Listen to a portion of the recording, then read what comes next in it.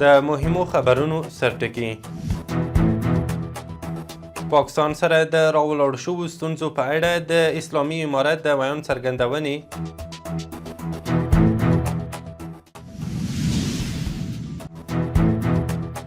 افغانستان سره پر مرستو د هند د بهرنیو چارو د وزیر ټینګار.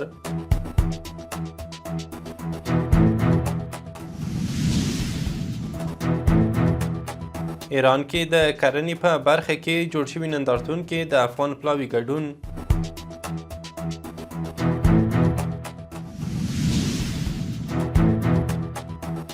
او پر وینزویلا د امریکا تازه بریدونه.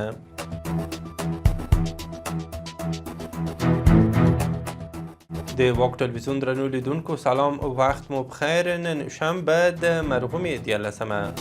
اوس هم بشپړ خبرونه.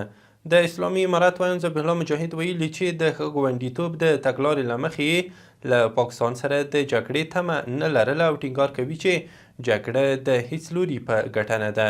نوموړي د کابل او اسلام آباد ترمنځ وروستۍ ترینګلتیاوې د ځینو ځانګړو کړیو د هڅو پایله بللې او ویلي دي چې ټي ټي پي د پاکستان کورنۍ ستونزه ده او دغه ډله په هماغه هیواد کې فعالیت لري. مجاهد همداراز ټینګار کړی چې اسلامي امارت د 100 کلنې جګړې پر مهال د هیڅ هیواد پر مرستې متکي نه و او جګړه یې د افغانستان له خاورې دننه کړې ده. د هند بهرنیو چارو وزیر جیشنکر ویلي افغانستان د مهال له سختو شرایطو سره مخ دی او اړتیا ده چې یو شمېر ستونزو ته یې جدي رسېدنه وشي. نوموړي دا څرګندونې د یوه هندي پوهنتون له محصلینو سره د خبرو پر مهال کړي دي. جیشنکر د افغانستان د بهرنیو چارو له وزیر امیرخان متقي سره د خپلې وروستۍ کتنې په اړه د یوه افغان محصل د پوښتنې په ځواب کې دغه لیدنه مثبته بللې او ویلي دي چې هند له افغانستان سره د پراختیایي خوراکي او روغتیایي مرستو په برخو کې همکاري لري. د اسلامي امارت ملي دفاع وزارت په یو کلن راپور کې راغلي چې د تیر میلادي کال پر مهال د ډیورنډ فرضي کرښې اوږدو کې له 600 ډېرې نوې امنیتي پوستې په اساسي ډول جوړې کړې او په همدې موده کې د 30 سلنه پلان شویو سړکونو چارې هم بشپړې کړې دي. په راپور کې دغه راز راغلی چې یاده موده کې ګڼ شمېر وسلې، مهمات، نشهیي توکي، پوځي وسایل او نور الکولي مشروبات هم نیولي دي او دغه راز په یو شمېر سیمو کې د عامه سړکونو د جوړونې چارې هم ترسره کړي دي.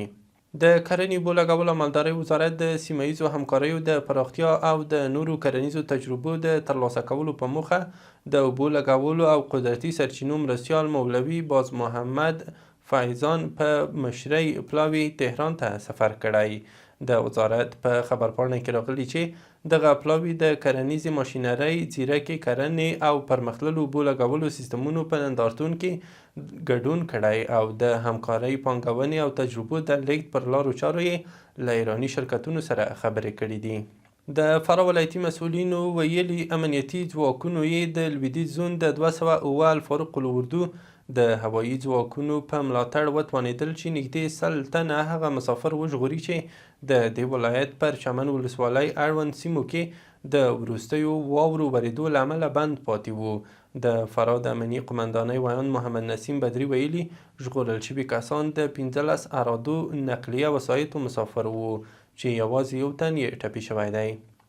د کندهار د کرنې، اوبو لګولو او مالدارۍ ریاست مسؤلین وایي چې په تیرو څو کلونو کې د پنبې د ترویج برخه کې هڅې بریالۍ شوې او هر کال یې حاصلاتو کې نږدې 10 سلنه زیاتوالی راځي. دوی وایي سږکال کندهار کې پر 2150 هکتاره ځمکه د پنبې کرنه ترسره شوې چې په خبره یې کروندګرو ته به شاوخوا 2600 ټنه حاصل ورکړي. مسؤلین وایي د کوکنارو بدیل او د کندهار خاورې او اقلیم ته په کتو سره د پنبې کښت اوسنیو شرایطو کې کروندګرو ته تر ټولو ښه پایله ورکړې ده. کروندګر وایي د پنبې سږني حاصلات یې زیات شوي خو بیې یې زیاتې ټیټې شوي دي او بازار نه لري. د دوی په خبره حکومت دې ورته په نړیوالو مارکیټونو کې د پنبې د صادراتو زمینه برابره کړي. د ټولګټو چارو وزارت مسؤلین وایي چې هیواد کې د ریل پټلۍ له لارې په انتقالاتو کې د تیر کال په پرتله 13 سلنه زیاتوالی راغلی او دا لړۍ ورځ تر بلې د پراختیا په حال کې ده. د دغه وزارت مسؤلین زیاتوي چې هڅه کوي د هیواد په داخل کې د ریل پټلۍ د پراختیا لپاره پروژې ګړندۍ کړي ترڅو افغانستان له بهرنیو هیوادونو پرته په داخل کې هم د لیږد رالیږد لپاره د ریل پټلۍ څخه استفاده وکړي. د ټولګټو چارو وزارت د معلوماتو له مخې په هیواد کې د ریل پټلۍ پراختیا کولی شي د صادراتو او انتقالاتو د قیمتونو په کمښت مثبت اغیز وکړي چې له دې سره به خصوصي سکتور ترڅنګ هیوادوالو ته هم توکي په مناسبو قیمتونو تمامیږي. کډوالو ستونزو ته د رسیدنې عالي کمیسیون د راپور له مخې تېره ورځ له ایران او پاکستان څخه څه باندې 1400 کډوال هیواد ته راستانه شوي دي. د یاد کمیسیون د راپور له مخې تېره ورځ له ایران او پاکستان څخه 321 کورنۍ چې 1489 کسان کېږي هیواد ته راستانه شوي دي. یاد کډوال د هرات د اسلام کلا، د نیمروز ورېښم او پله، د هلمند د بهرامچې، د کندهار سپین بولدک او د ننګرهار د تورخم له لارو راستانه شوي دي.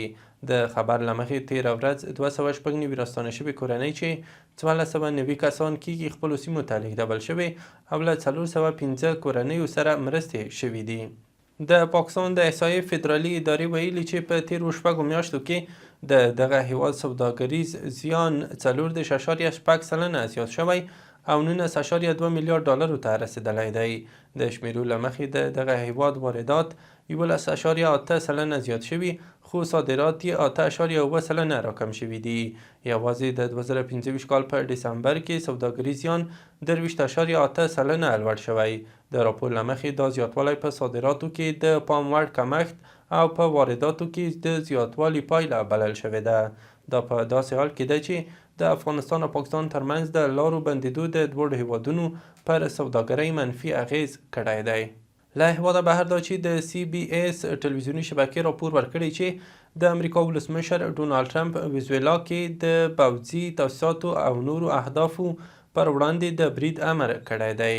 د وینزویلا حکومت خبرداری ورکړی چې واشنګټن به د دې هیواد د طبیعي سرچینو په نیولو بریالی نشي او ولسمشر نیکولاس مادورو یې د ملي بیړني حالت اعلان کړی.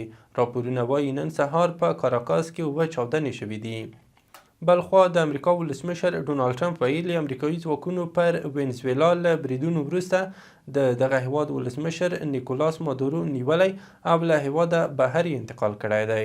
ټرمپ ویلي امریکا پر وینزویلا د لویې کچې پوځي عملیات ترسره کړي او مادورو د خپلې میرمنې سره یو ځای نیول شوی دی. د هغه په خبره دغه عملیات بریالي وو. نوموړي ویلي چې نن ماښام په دې اړه خبري کنفرانس ورکوي. د وینزویلا حکومت د ټرمپ د څرګندونو په اړه څه نه دي ویلي. په ملګرو ملتونو کې د ایران دایمي استازي امیر سعید ایرواني د امریکا د ولسمشر ډونالډ ټرمپ وروستۍ څرګندونې د نړیوالو قوانینو او د ملګرو ملتونو د منشور خلاف بللي دي. نوموړي په یوه بیړني لیک کې خبرداری ورکړی چې دا ډول څرګندونې ښایي په سیمه کې کړکېچ زیات کړي. ایرواني ټینګار کړی چې ایران د هر ډول بهرنۍ مداخلې پر وړاندې د مشروع دفاع حق لري او د اړتیا په صورت کې به قاطع غبرګون وښیي. د امریکا ولسمشر ډونالډ ټرمپ ایران کې د روانو ولسي اعتراضونو په اړه ویلي که د ایران حکومت پر سوله ییز لاریون کوونکو ډزې وکړي امریکا به د هغوی د ژغورنې لپاره اقدام وکړي. بلخوا د ایران د 40 ښارونو په 114 سیمو کې د حکومت ضد لاریونونه دوام لري. ایراني رسنیو ویلي چې تر دې مهاله د دغو لاریونونو پر مهال 8 کسان وژل شوي دي او لسګونه نور د پولیسو له لوري نیول شوي دي. دغه لاریونونه تېره یکشنبه وروسته له هغې پیل شوي چې د ډالرو پر وړاندې د ایراني ریال بیه تر ټولو ټیټې کچې ته ورسېده او له همدې امله د تهران په لوی بازار کې دوکاندارانو اعتصاب وکړ. او وروستی خبر مو هم دا چې د برازیل په سویل کې د یوه مسافر وړونکي او بار وړونکي موټر د ټکر له امله 11 تنه مړه شوي او 9 نور ټپیان دي. د رویټرز خبري اژانس د راپور له مخې دغه پیښه پرون غرمه مهال رامنځته شوې او د پیښې ټپیان د درملنې په موخه روغتون ته لیږدول شوي دي. له ملتیا او لیدلو مو مننه. وروستیا مهم خبرونه مو همدومره وو.